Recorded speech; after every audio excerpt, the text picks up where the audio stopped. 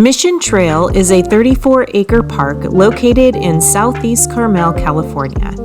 It was designated as a city park in 1976 and is a wonderful place for short, easy hikes. There are 4 entrances to the park, and today we chose the one on Rio Road opposite the Carmel Mission.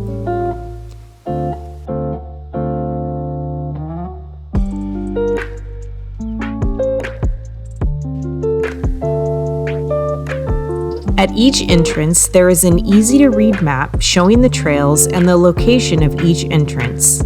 The trails are fairly flat and very easy to access.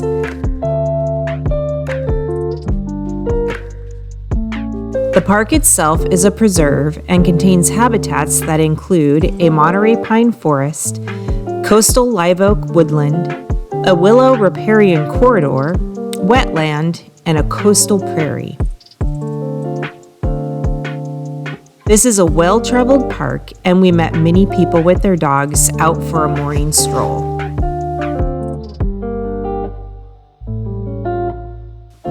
This is Katie Ryan of Patrick and Katie Ryan of Sotheby's International Realty, and we hope you enjoy these videos. Like and subscribe to our channel for more content.